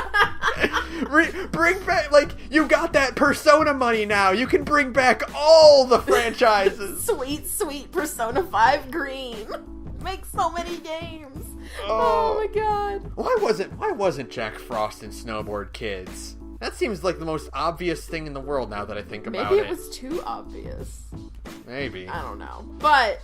Anyway, the point is Sayoko is great. Sayoko is amazing, and she gets a call out in P5, and it's perfect. And she also does have one of the best moments in the anime, too. Like, one of the few shining moments in the anime. What is it? Like, I think I dropped the anime pretty early. There's one of the days where you have, like, a festival. Mm-hmm. And, like, basically it's just an excuse for, like, Soji to walk around and have, like, random side stories happen. Mm-hmm. And one of them is, like, it might even be Hisano, I don't remember, but, like, someone, like, chokes, or no, I think it's Daidara, actually. Oh! Like, he chokes on something, and, like, Soji doesn't know how to perform CPR, so he actually calls Sayoko. Oh, that's awesome! And, like, she's in the middle of the town, she's, like, having fun with her friends, like, in the middle of the festival, and, like, she just very quickly gets into serious nurse mode, and, like, she, you know, walks him through the steps. That's awesome! Good for you, like, badass nurse lady. And it's, like, one of those cool moments where, like, you know, it kind of also clicks that, like, you know, she is more than just being, like, the weird slutty character. Right. Or the workaholic. Like, no, she is a trained professional and she knows what she's doing. And she's, like, a badass. And she takes it seriously. Yeah, and she just, like... I love the part in her social link where she just obviously she's somebody just slapped her in the face and she just kind of like walks it off. She's like, whatever, bitch. I'm like, yes, I love you. She's great. I mean, she so. I expected so little out of that social link and I got so much. It's awesome. Well, and it's also one of those things where, like, after you complete it and she does move away, like, when you go to, like, if you take the job again, because you need the it'll be like need the courage. Sayoko won't be there. Oh yeah, it's kind of and sad. Like, you know, it's kind of like that thing where, like, you kind of like think about Soji just thinking like, yeah, I mean, I could go to side note, like, fuck that kid and fuck Akira as well. Yeah, all you fucking kids. What's this bullshit? Oh, come in whenever you want. Whatever, it's fine. Fuck you. Fuck you. I wish I lived in that version of reality. Right? Like, all the jobs you take in Persona 5 especially, this is off topic, but whatever, like, like, every job you take in Persona 5, like, the manager's like, whatever works for you. It's like, fuck you. Fuck you. In Japan, fuck you. They're like, we'll work around your schedule. Motherfucker, I was 17 once, and I never once had a boss tell me that. That's not true in any retail job ever. There's it's like no version of reality. What's funny is that, like, you get that, and then you also, like, harkening back to our last podcast, you get the social link with Yosuke, where he's like, these bitches need to work the schedules they're assigned. And there's Soji, like, kind of, like, sweating a little, because he's, like, thinking, like, maybe I'll do my night janitor job tonight, I don't know. I might just hang out with my cousin instead, I don't know. Yeah.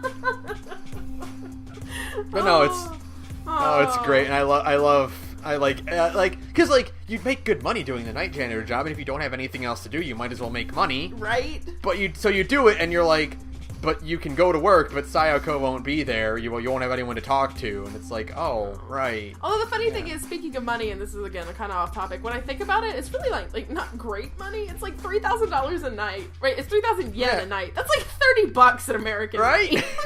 I mean, granted, it's probably on, like a 2-hour shift, considering it's an evening thing, you know? Right, like, for sure, it's probably, like, you're only working 2-3 hours or something like that. Yeah. But still, it's like $30 to go clean a spooky-ass hospital at night? Fuck no! No, I do love that it ranks up your courage, though. It does rank up, hilarious. it's really funny. It's really funny. It's also funny that that's how you meet Hisano.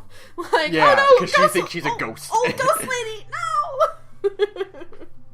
But, next. Okay, moving on to her is another one that's like, who gives a shit? Shu Nakajima, The Tower. Yawn which is again. like, And again, like, it's nothing, like, super direct, like, it is this for this reason exactly. He's just boring. He's just boring. Spoiled little kid, you know? And he dresses like an idiot. His dresses, his mom He's got that him. dumb bowl cut, and he's got his, Oh like, my collared God. plaid shirt that he tucks in, and it's like, oh, come on, kid, come on. Come on. You're not Mob from Mob Psycho 100. Right. Don't even try. Like, Oh, he's so... And it's just like, it's boring. I don't really care. And, like, the only good part is that you throw a party for him. And it's like, really at rank cute. 9, and it's hilarious. Yes. That Like, part is it's- great.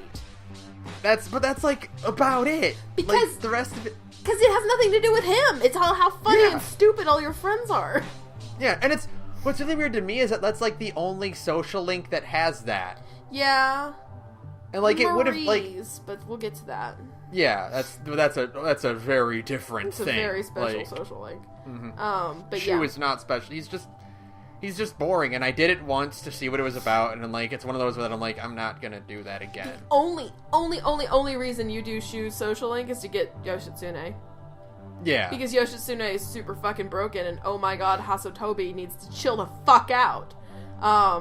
8 light damage guaranteed. 8 hits of light damage guaranteed is the most broken, and it nullifies It's- physical attacks. It's the most broken goddamn thing. It's basically like Right. it's basically the joke that I love. It's a point and click adventure game, but the only command is click to kill. Yup. That's it. Like that's what Oh. having that's the one thing is you do That's Shu your social reward link. for. That's your reward for trudging through this mud. Yeah, it's to get Yoshitsune, who's fucking Yeah. baller. Oh my god. So otherwise, only do it once Yeah. and then you never have to do it Yeah. again. Next. But moving on to another really good one, though. Oh, Ai man, Abihara yay. the Moon. Yay! I love Ai. Ai's a good character. Ai's a good character. Fuck you, It's- fight me. She's a great It's kid. one of those again, it's a thing where, like, she's bad at first, but then you have to talk to her and get to know her a little better, and then she gets better. Oh my god, she's... Hey, character development, it happens. Oh my god, and she has some really good character development. She's also the worst because she's the only social link in the game, except for Naoto, I think, who you can get reversed with, and it's Yeah. really easy to reverse Ai's social Yeah. link. And, like, leave Because me she's alone. very testy. She's very, very testy. Like, the first 3 or 4 ranks of her social link are basically just, like, do not pick the wrong answer or this girl Right. will go full bitch and eat your head off. Mm-hmm. Like, I love her, but at the same time, it's very anxiety-inducing when you've only got a very Yeah. limited amount of time to play a game. Mm-hmm. Yeah, exactly. But I do love her. I love everything about her story. I love that she's just, like, she's just so sad, again. Well, yeah, you because, like, for one thing, yeah, you get her social link is about her being a vain, like, spoiled brat for a while, and then it's like, oh, hey, everyone seems to think that she is a literal prostitute. Yeah. The only part of Ai's social link I really hate is the part when the guy slaps her, and you can't kill him. And yeah, you can't just tackle him and just slam him into a locker. And beat the living shit out of him. Like, Yeah. in that moment, you understand the killer. You're like, I'm gonna push you into a TV. Mm-hmm. Like, I don't understand. That's the only part of her social link I just can't, like, I cannot come to grips with. Like, if anybody ever, like, slapped a friend of mine in front of me, they'd, like, be dead. Yeah. There would be a broken heap. They'd be dead. Yeah, for sure. I can't even, like, wrap my head around it. It's just, like, that's how terrible. It's a good idea. It's a good way to show how fucking horrible teenagers are, for sure. Yeah. Because it's like, you know, you're not just gonna be... Basically, you're just... It's like you think you're so entitled to some chick's body that you're gonna slap her because she doesn't sleep with you? Fuck you. Yeah. Kids are the worst. She has so many, like, really strong moments in her social link. And on the complete opposite, I love the part where, like, whatever sports team you join is, like, talking about how hot she is and everything like that. And then whichever one, Ko or Daisuke, they're just like, shut the fuck up. Yeah, it's so good. Just complete blunt, like, this is dumb. stop talking about it. Yeah. Like, I'm leaving. Like, fuck this. Yeah, because they're basically, like, all the other sports team guys are, like, calling her, like, a slut and a prostitute and all this shit. And then, like, dude is like, shut the fuck up, I'm gone. Like, yeah. Awesome. Right? Like, that's how you know those are good dudes right there. Like, they're, you know, and just, like, God, be nice to Ai. She's awesome. Right? And because like, it culminates in her, like, literally about to attempt Kill suicide. herself. I know. Oh my God. And it's like, that's when it, like, it really clicks at, oh shit, this kid's got depression. This kid's got some problems because people are terrible to her. Yeah. And, like, I'm really glad that it's actually considered it's considered better if you don't romance Ai. Yeah. Like, I like that hook where it's like, you know, what she doesn't really need a boyfriend right now. She just needs a friend. Yeah. You know? Like, she needs someone to just talk to and hang out with. She doesn't need to be in a relationship right now. Yeah, she just wants somebody who's just gonna, like, talk to her and listen to her and be her friend instead of just trying to get with her. And I just think that's a really nice little moment, you know? That part where she's like, we should date, and it's just kind of like a really pitiful moment where she's like, it's not even like an honest thing where she says, you know, like, she doesn't really want to date Hugh. She just thinks, like, to feel, like, validated as a person, she needs to date somebody. Yeah, and so, like, it's smarter for you to just be like, no, because, you know, it's not going to end well if we do this. Yeah, it's not going to help you. So, I mean, it's such a nice little moment. Like, it is. Yeah, it's a nice little way to turn it on its head, where it's like, you know, sad girl needs boyfriend to feel good about herself. Well, no, it's more like sad girl needs a friend. Yeah. And it's a nice little flip. It's a nice little flip of the way things are. So yeah, I love Ai. I love Ai. She's so good. And all of her, like, her like, in the Golden, you know, you can hang out with your friends at night sometimes, just stand around and talk, which is the most relatable thing in the entire universe, by the way. Like, her conversations are so much fun, because after you do, like, the cross-dressing thing, she's just like, you looked awesome! I'm like, yeah, girl, I did! You damn right I rocked those pigtails! It's so cute, because she's really enthusiastic, and, like, she's just, like, the fun, girly character, you know? Like, I just adore her! Ah! She's so much fun! She also does get a really good moment in that same episode of the anime that I talked about, where, her and Chie? No, not her and Chie. Later on, and the her and Chie is also really great. That's because hilarious. That's just hilarious. But she gets a moment later on where Nanako is doing a little investigation of her own. Yeah. I can't remember the plot. Oh yeah. Like, she's wearing, like, little detective outfit, and she has, like, the little magical girl stick. You know, the little magic wand. Yes. And, like, I think, like, Ai's scarf gets stuck in a tree. Yes. Or something. Oh man, it's and so then cute. She just, like, she sees Nanako walk by, and she just, like, grabs the little extendo, like, the little staff from her hand, and, like, does a little magical girl twirl, and it extends out, and she uses it to get, like, her scarf down. And it's like, and it's really cute. And then you think about it, and you realize that Ai Ebihara recognized what that was immediately, and knew that it could extend. Which means that Ai Ebihara is definitely a fan of Magical Girl Detective Show. Right? Like, that's the only logical conclusion, is that Ai Ebihara loves the Magical Girl Detective Show, and I think that's great. Good for you. It's great. Good for you, Ai. Alright, next. Oh no. Yumi and Ayane of the Sun Arcana. No. Which is... I did Ayane's, like, twice. Or no, I did Yumi's, like, twice, and I did Ayane's once just to see what it was, and I will never do Ayane's again. Oh, Ayane's is so whatever, and Yumi's is so whatever. Like, there's not really a lot to talk about, because I think out of all of them, theirs are the most boring. Theirs is the most boring of all, except I think Aries is more annoying, but maybe not. I don't know, but I hate Yumi and Ayane's. It's just like, hey, do you want drama, or do you want to help this little kid with her self-esteem issues? Can I pick neither? Yeah. Can I do literally anything else for my son's social link? I just want to back out. Can I just not? Because all the other school social links are super solid, you know? They're All the really other classmates good. you can hang out with are really good. And then these ones, it's just like, I don't really I don't really feel like I befriended them at the end. I felt like more like a guidance counselor. Yeah, for sure. I think I like Ayane's a little bit more than Yumi's because Yumi is such a drama queen, literally. Mm-hmm. Yeah. That, like, at least Ayane has, like, she has a cute voice. And, like, that's kind of it. She has a cute voice, and her social link isn't so overly dramatic, so it just kind of feels like you're just talking to somebody, and less like, oh god, chill, you know? Plus, I mean, the visualization of Soji playing, what does he play, the trumpet? Yes, it's really fun. Like, out of all the instruments this cool kid could pick... He picks the trumpet? Really? Yeah. I guess that's fine. Also, I do like the visual of teeny tiny little Japanese girl playing a huge trombone. Like, that was pretty funny too. So, like, for those reasons, it's okay. But other than that, I don't got a lot to say. I don't got a lot to say about Yumi and Ayane. It's really just like, yeah, it is what it is, and like, it's one of those that I'm not super like.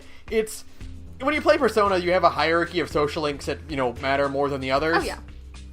And, like, that one's, like, on the super bottom. But like, at the no same one else has time, to be available. I always prioritize school social links, even Yumi and Ayane, because I want those text messages, man. Yep. I want them text messages. I honestly think theirs would have been better if, like Daisuke and Ko, they were a duo. Yeah, because they would have been a funny duo. Like, that's a hilarious...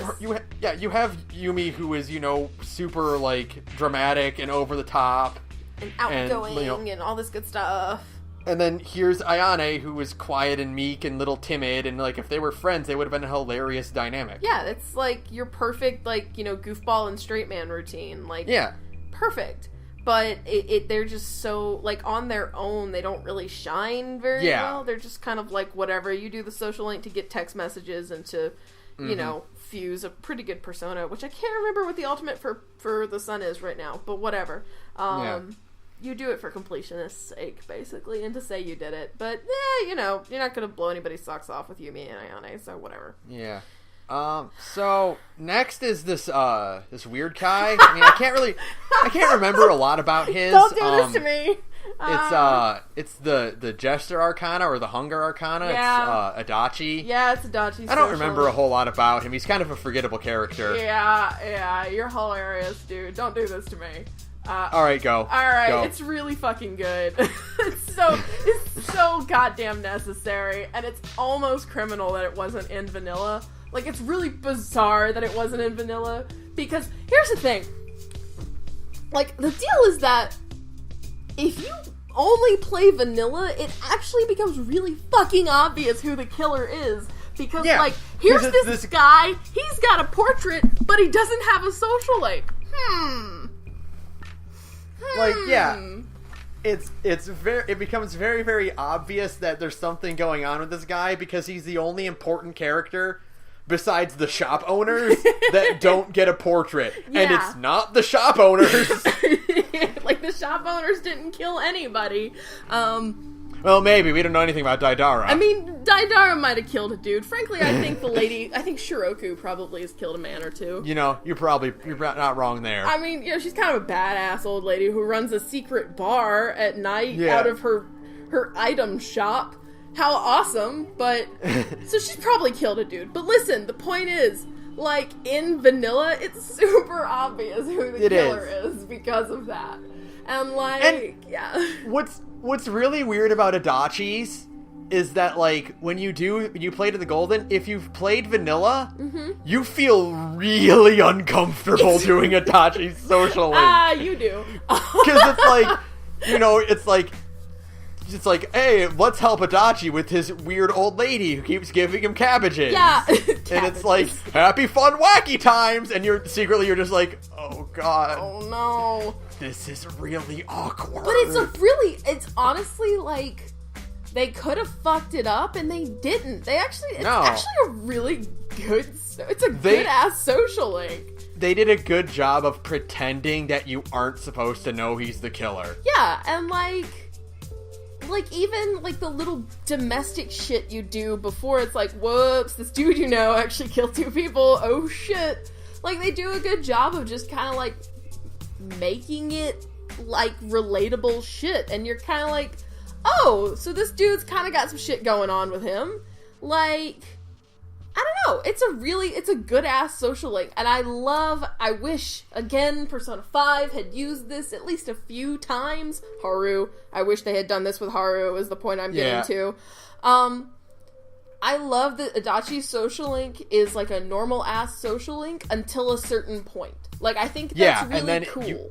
It stops being available, and it's one of those things where like it's at the point like when you first get it to when you like stop being able to do it, that like it's not immediately obvious that he's not available anymore. Yeah, like that's because if you're pacing it out, like because players tend to focus on their party members first, and then they focus on like their school acquaintances. Like there's a sort of like natural hierarchy, and like, but so by the time you actually get around to doing Adachi's, like you'll get to the point where you'll kind of realize that like, oh well, you don't notice that he's not available anymore. Yeah, and it's an interesting. I think they do a lot of kind of like small things that mix up the formula. That again, I wish they would try with other characters in like future games. Like the times he's available are different. Like sometimes he's available in the day and sometimes he's available at night, and like I don't know, to me that's just kind of an interesting way to show like, hey, these people have like lives and jobs and stuff where they can't always hang out immediately after school or whatever. Like I don't know, like I wish it was a thing they had done with other characters. I wish they had done it with Haru, where it's like she's a normal social link in P5. I'm not going to get into it, but I'm going to get into it a little bit. I just wish she had been a normal social link at first, and then it's like, after a certain point, she's not available for normal social linking, and then surprise, she's in your party, and now you've got to get social links with her that way. Hey! Please. Guys. Yeah. So like, but yeah, I think Adachi's social link is super good, because it sets it up for the really fucking radical redemption arc he gets in Ultimax, which is like vital because it's the best written like redemption arc in the history of redemption arcs. And it makes him much more connectable as a character. Yeah.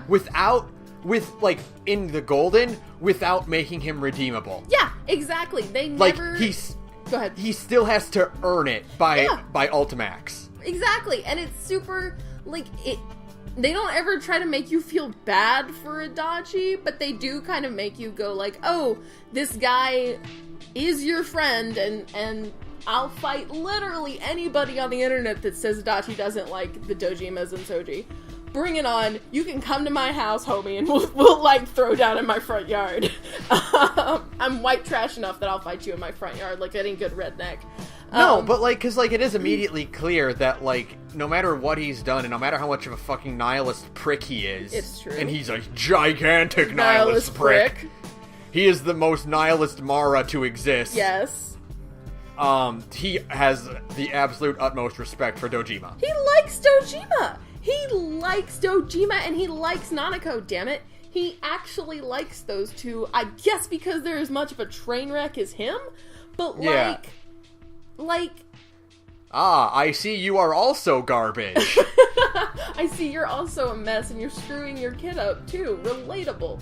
Like, and Dojima likes him. Like, there's clearly something likable about this idiot. I don't know what it is, and I'm like the biggest fan ever. I can't tell you what it is. But like, yeah, it's they add it in the only good parts of the Golden anime are the Adachi episodes. Duh. And one of the things they add is he tucks Nanako in. Shut the fuck up. Really? Yeah, like, that's so... That's all you really need to know is that, like, he likes these characters, he tucked Nanako in, and, like, you just get the sense that it's just, like, there's nothing, at all redeemable about, like, what Adachi did, but as a character, they do a good job of selling you on liking him, even as a bad person. He's a fully realized person, and also he is complete trash. He's a total monster, for sure. Until Ultimax, where you get, like, again, the best redemption arc ever. Boy, I can't wait to talk about that one day. It's gonna be a good one. Literally the highlight of the game. Like, yeah, the rest of Ultimax is really good, but that's, like, the highlight of the game. And you can tell because it was written by a fangirl. Like, literally. I think I've told you that before. Basically, episode Adachi, I'll bring this up again. Basically, episode Adachi was written by, like, a huge fan at Axis who just really likes his character, and somebody was like, boy, Adachi's really popular. We should add a DLC story with him. And somebody was like, I got fan fiction. Well, it's funny because, like, at this point, Atlas has completely abandoned the notion of it being a surprise anymore. Oh, yeah. At this point, yeah, everybody knows it because it's been 10 years. There's a statute of limitation on spoilers, and it's passed. Well, like, even when Ultimax was being announced, it's like, look at our DLC character! It's the surprise villain from the last game! And you're like, well, I hope no one watching this wanted to play Persona 4. I hope no one was like, hey buddy, check out this, hey fighting game friend, look at this cool anime game that's coming out. You might be interested in playing the RPG Oh, huge spoiler. Whoops. Whoopsie doodle. Oopsie daisy. But I mean, like, it's just so, I just think, honestly, my favorite thing in the entire universe, my favorite thing is that nobody at Atlas was ready for how popular Adachi would become. No, they were not. It is so funny to me. Like, nobody was ready for it. And it just kind of happened out of nowhere. Like, and it took a few years. That's the best part, is it was like a slow burn. Like, you know, like everybody's like, what an asshole. And then like 3 years later, everybody's like, wait, I love this fucking asshole character. Just because... Go ahead. It's because all the fans grew up and became nihilist pricks, too. It's so true. Like, honest to God. Like, a lot of it is that I turned 25. And, like I've always kind of, liked this shitbag character. But then, like, the older I get, the more I'm like, fuck, the world is garbage. Fuck, what am I saying? Shit. No! Like, you start realizing it. You're like, oh my god, I turned 27. I am now older than Adachi was in P4. So, like, what you gotta do is you gotta turn it around and you gotta be the radical nihilist instead. Yeah, for sure. The one who skateboards off a ramp screaming nothing matters. Nothing matters! That means I can do whatever I want. Yeah, exactly. Like, but yeah. And like now I'm imagining Adachi wearing radical 90s football or like skateboard pads and doing a kickflip and going, nothing matters. Again, I think that's the resolution of his Ultimax storyline. Yeah, that's exactly what it is. But and like one other thing is that I'm super glad they added in Golden is the confrontation inside the TV where it's just the two of you. Yeah, adding the possibility of the accomplice ending is really, really good, and the accomplice ending is a fantastic addition. Not just the accomplice ending, but the rank 8 scene. For his social link, where Soji goes to talk to him alone inside the TV, is like probably one of the better scenes in the whole like game. Mm-hmm. Because it's just like really tense, and it's kind of like this weird moment where you're like, you know, can you win this guy? No, of course you can't, because he's an asshole. No. But it would screw over the rest of the game if you won him over. It would screw up the rest of the game, but it's kind of like, you know, it's like, hey, I really, like, trusted you, and, like, it pisses him off, because it's like, I never asked you to trust in me. Like, I never asked you to put those expectations on me, and I think it pisses him off because, like, nobody's ever put expectations on him, and now it's kind of like, do I feel guilty? Do I not? I don't know. It's a really good-ass scene. And I would love it if you could just please remake Persona 4 on the 5 engine Atlas, because that scene is good, but kind of looks goofy with those old character models. Yeah. Those old models didn't hold up really good. Also, it still uses the old Adachi portraits, which are the most unintentionally funny things in the goddamn world. Fucking hilarious. I remember the first time I played P4 on the PS2, and I was talking to you when it happened. And I'm like, oh my god, Adachi, like, this is so tense. And then I saw his little frowny face. His weird, like, half-moon frowny face it's like, I don't like it. I don't even know how to make my face do that. Like, your faces don't work that way. He's like doing a really bad Sylvester Stallone scowl. And it's just like, he looks like a literal emoticon, and you're just like, oh, okay, well, I am now taken out of totally the taken out tense of it. drama of it. And I like that Atlas realized how fucking stupid they were because they redrew them for Ultimate Yeah. X. And he's also got that, has, not only does he have the super frowny face, he's got that really sleazy used car salesman smile. Oh, I know. And oh that one is almost as bad. It's almost as bad, but truly. He looks drunk. Oh, for sure. They're so terrible. Like, and the one they added for the Golden, which is like the crazy laugh face, is incredible. And you only get it. You only get it in the accomplice ending, which is like good, but also slightly nonsensical. Like, I love the accomplice ending because I love bad endings, but it's not a very good bad ending. Like, a good bad ending, because I'm never going to shut up about it until you watch it, is Sparks Liner High. Which is Fate Stay Night. A bad ending is the accomplice ending, because it just kind of happens out of nowhere. Like, and you're just like, okay, sure. It's one of those things where it's like, where you always get those weird choices, like, in a lot of JRPGs, where it's like, the villain is like, haha, betray everything right now, do it. And the only time that's a good idea is in the Paper Mario series. Right? Because in the Paper Mario series, if you say yes, you get a game over. Perfect. Yeah, and it's like, okay, and then Mario helped them conquer the world. The end. Yeah. And you're like, wait, what? Shit? What? What? Yeah, that's about it. Because, like, as, like, an idea, the accomplice ending is great. Because that scene is awesome. And it's weirdly the only cutscene where Adachi actually gets an animated cutscene in the entire game, which is really strange. But, like, when you think about it for more than 5 minutes, you're like, there's literally no reason for this to happen. Except for, like, it's a fan service thing, and, like, I appreciate that. But at the same time, like, you could have made it work a little bit better somehow. I don't know. Mm-hmm. It's one of those things where, like, it's clearly added to appease a certain part of the fan base. Mm-hmm. And it's something they did not put their effort into in comparison to the rest of the Golden's edition. Oh yeah, for sure. Like, the accomplice ending is pure fan service for all the crazy people, including myself. Don't get me wrong. It was super low on the priority list for them. Like, it was very clearly like, like, whatever, we'll do it. We have a week. We have what, a week? We can program that. Whatever. We can put that shit in. No big deal. We'll do we can record a few new lines. It got an episode. It got a little bonus ending for the Golden anime. It was pretty good.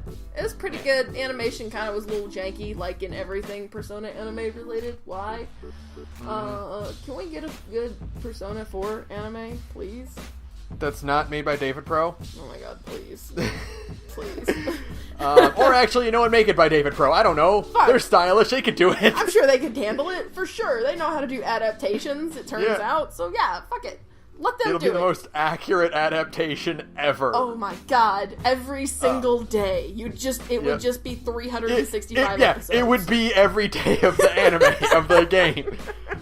As a one final note, my favorite thing ever is in Super Paper Mario. Mm-hmm. They do that same gag, but it's at the very beginning of the game. Oh, that's awesome. And it is, a wizard asks you, hey, do you want to save the world? And you have your yes or no. And, like, it's set up as one of those, say no, and they're like, oh, come on, do it. If you say no, he's like, okay, and then the game ends. Oh, great. Perfect. I love it. And you're like a half hour in. Great. Great. Thanks, game. Okay, so we got one more. Yeah, one more. We've been pretty quick about this. Hell yeah. Look at us. Yeah. And fucking fight me. Maria's best girl. Marie's great. Marie is great. The Aeon. She's great. I love her. I love Marie. I do. I love Marie. She's goofy. I like her shitty design. Like, I love her big stupid hat. I love it because she does look terrible, but she looks like every, like, emo teen who dresses themselves, Absolutely.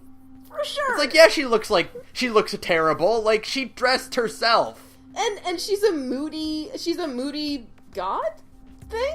Question mark? Yeah, goddess, or, like, incarnation thing. Like, I love the idea that she just showed up at the limo and Igor was like, okay. We'll get in. Alright, I guess you're riding with us now. I like that Margaret really clearly doesn't like her. Yeah, Margaret is very clearly uncomfortable at sharing the space with her. Yeah, because Marie is such a moody brat that Margaret is just like, And I like that she retaliates by scattering Marie's poems to embarrass her. Oh, that poor girl has no talent. She tries her best. She's really not good. I do like the like phase she went through where she started writing like hip hop lyrics. Yes.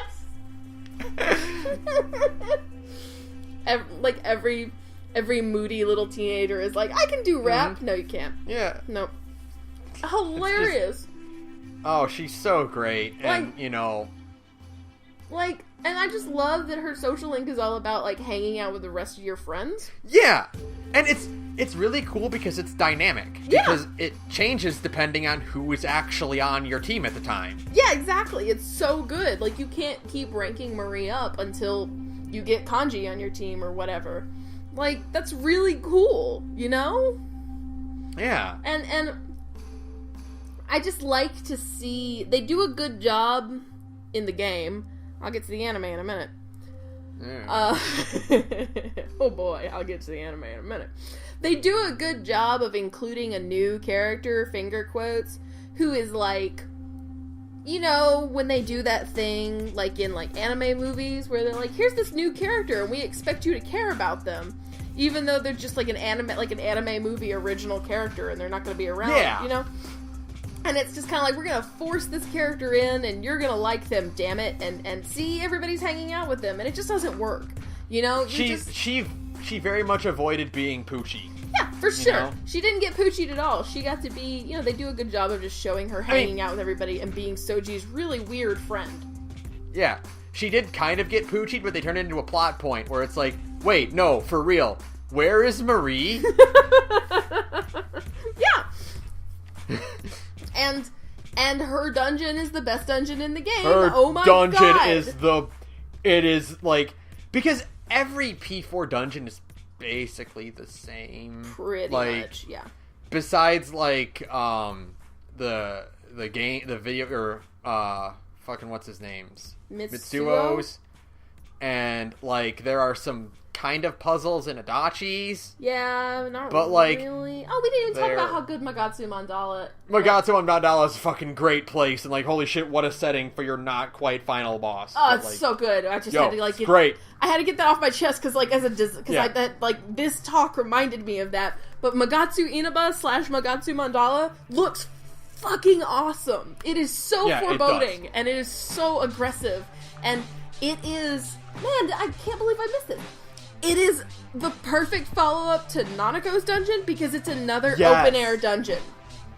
But it's all fucking twisted up. It's in hell. It's basically in hell compared to Nanako's being in heaven. It's the perfect follow-up because it is just like heaven. Heaven is like, like I said, all the other dungeons are hallways because you get a ceiling over your head. Magatsu Inaba and Magatsu Mandala don't have that. It is another open-air dungeon, and surprisingly, also Marie's is open-air. But, like, as great as, like, Magatsu Mandala's is, like, fucking Marie's the Hollow Forest is so good. Best music, best dungeon, best, like, not it's got puzzles, it's got that gimmick, which is actually, like, it's one of those things where, like, we kind of talked about this, like, very briefly in the Dishonored video episode, where, like, when you strip away mechanics, you have to do it in a way that makes it more, like, makes it an entertaining challenge and not a punishment. Right. Persona is a game that, like, for the most part, really actively like, encourages you to finish battles as quickly and efficiently as possible. Exactly. Right? Like, it introduces the down system because it designs to get you the all-out attacks, which will more than likely finish off your opponents. Right. Like, and then you play the Hollow Forest, and suddenly you're at a point where your HP and your SP keep going down after battles, but you have recovery attached for every round you go through. Right. And so now it's like, and like the enemies in it are tough, and they don't really have like the standard weaknesses you'd expect, and it's like if you want to recover, you're going to have to strategize and like think things through, and delay your turns sometimes to actually make sure you can heal up, you know? Like, it's really, and it's like you said, it's not tedious and it's not a punishment, but it's definitely a way to kind of test how good you are at this game. Like, how good are you at battle management is what it basically boils down to. And it's a really good little test to just kind of show, like, how capable you are at playing Persona 4, basically, you know? And, you know, it doesn't, like, strip you of your Persona abilities, which, you know, would be, like, would be too far. Like, if you lost the ability to do the wild card, or you lost some of your skills, like, that'd be too far. You still have access to all of your, you know, fighting ability, but you have to consider your options now. Yeah, it's so good. And it's you know, it would only work in the Golden, which is interesting, because, like, the reason it works is because Rise is a more active member of your party in the Golden. Yeah, so and she can heal you and do things like that. So, like, it's super helpful that way, and it's just such a unique, like, thing. And her dungeon is, like, one of the more, it's a lot like Nanako's, which is, it's one of the much more personal dungeons, because the party recruit dungeons are, you're fighting for someone you've kind of met very briefly, and, you know, then you recruit them and then they become your friend, but like, Nanako's and Marie's is you're working to save someone that you've gotten to know throughout this entire game. Yeah. And so it feels much more personal, it feels much more like, you know, you actively want to go and help them, like. And Marie's is great because, you know, Nanako's, you know, mostly players like, I'm going to day one this dungeon because it's Nanako. It is my baby sister. I need to save her now. Marie's forces you to do one day. You only get one shot. Yeah, you only get one shot to get this right, buddy. And again, that's another way to kind of tie your hands and to test how good you are at Persona 4, basically, is to say, like, well, if you've played the game this much, you should be able to day one a dungeon. And so the question is, like, have you learned anything from playing this game for 80 hours before this? And most people have, God willing. And so you can kind of fight your way through it. And the final boss fight is super good because her Kusumi no Okami, monster design is amazing. And like, I just love the stages, and I love the whole managing your SP thing. It just feels like a really good challenge, and it's fun to play, and just, oh man, best music. Oh, I was about to say, that's got the best like, boss theme in the game. Ever. Like, ever. Holy oh my fuck, god, it's so good. So good. It's so good. And the Hollow Forest theme, like, when you're walking around in the dungeon, is so good.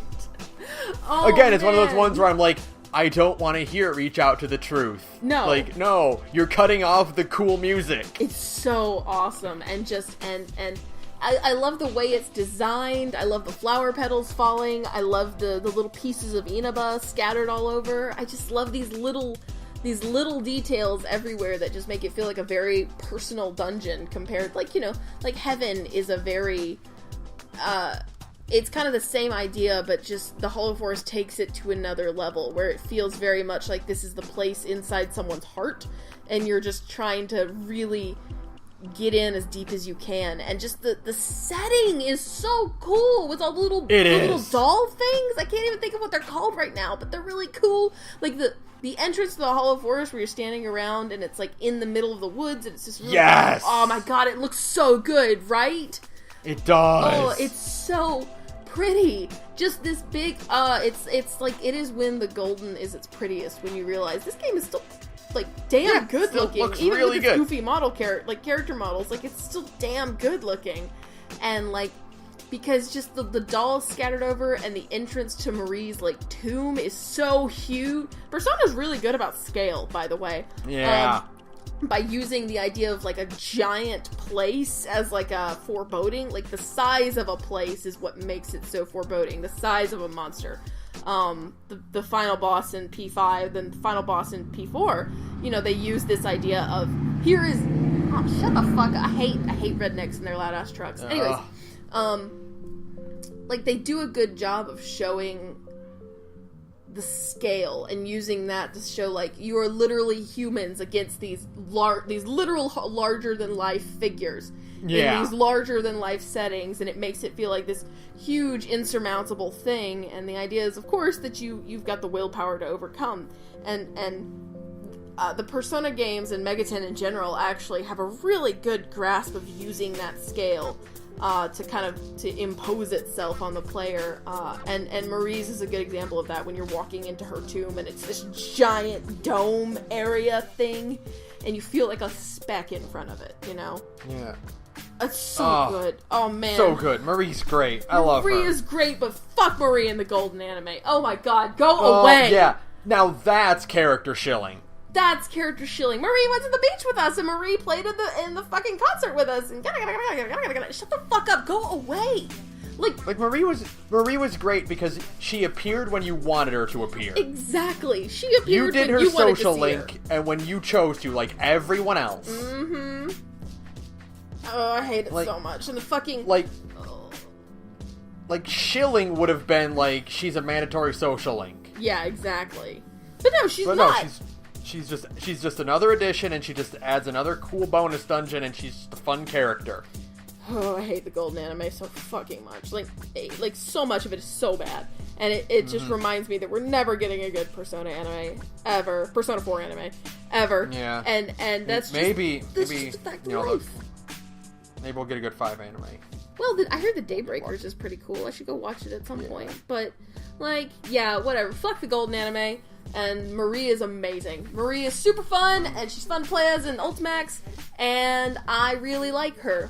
And fuck you, she's great. Like, I love my moody little goth child, and people who don't like Marie can fight me. Yeah. Oh. Man, Persona 4 is a really fucking good game. God, Persona 4 is so fucking flawless. Like, what the fuck? Even with the 3 kind of, like, meh social links in Persona 4, like, overall, this game is basically perfect. Like... Because you just don't do them. You just don't do them. You just don't have to do them. That's the best part. You don't even have to do them. If you don't like them, there's no reason to do them. Yeah. Like, it's so good. It's so... Everybody is so relatable, and everybody is just so fucking... All of the stories are good, and you want the good social links. You really want to know what happens next. That's the crazy part, is when you get deep into, like, all of these social links, and, like, suddenly you've got, like, 5 people at rank 7 or 8, it's like, I don't know which one to do, because all of them are good. Yeah, you know? Exactly. Oh my god, it's so good. Persona 4 is so fucking good. Like, I fucking love Persona 4. I'm not done fucking talking about this game. No, of course we're not. No. We've got for sure one more podcast in us about Persona 4. Mm-hmm. We could probably do another one. Probably. Like, if, who is it you keep talking to about it in the other chat? Saturn. Saturn. Yeah. If Saturn wants to join us for another P4 cast, like... Yeah, God, sure, yeah, I'll invite them for sure, see what they think. Yeah. And, yeah, but otherwise, like, man, I just love talking about Persona 4, I love talking about these shitty characters, and the good characters, and I just, now that I've beaten P5, and I'm probably gonna beat it again, I'm probably gonna go play Persona 4 again. Yeah. Yep. Yeah, that's like... Yeah. But we should be talking about P5 soon. We should. We're gonna do a break next week. Woohoo! Because the week after will actually be as close as we're gonna get to our 1-year anniversary. Oh, look at us! Yeah. I'm so proud. I can't believe it. Yeah, we're doing it. We're making it. We're making it happen. Oh. Well, alright. So we'll probably talk about P5 then. That sounds like a good one. P5 will be that. And we'll, yes. We're gonna have Saturn on that too from Big Gay Nerds. Yay! Happy P5, everyone. And God, I love Persona 4. Alright. Fuck, I love P4. Okay. So, thanks to Broke for Free for use of our background music. Link to his work in the description. You can follow us on Twitter at The Gorge Podcast. You can email us about Persona 4 or Persona 5 at thegorgepodcast@gmail.com. We have a Tumblr, thegorgepodcast.tumblr.com. We don't use I'm going to try to use that more often. And, like, post like follow-up thoughts on stuff and whatever, but that'll happen. What about your other podcast, Sarah? Hey, I'm in another podcast. It's called Big Gay Nerds. It's an LGBT RPG live play podcast where me and a bunch of friends sit around and play various types of tabletop games every week. We try to mix it up. It's a lot of fun. You should come listen to it. It's on SoundCloud at Big Gay Nerds. We're on Twitter at Big Gay Nerds, and we're on Tumblr at Big Gay Nerds. We make it easy. You should come listen to us because it's a lot of fun. Yeah, that was a perfect one. All right, you did it. I did it. I didn't fuck it up. What else? Is that it? I think that'll be it for us. Fuck the golden anime. Fuck the golden anime. I think that works. Yeah. Yeah. Fuck the golden anime. It's so bad. Good night, everyone. Good night, everyone.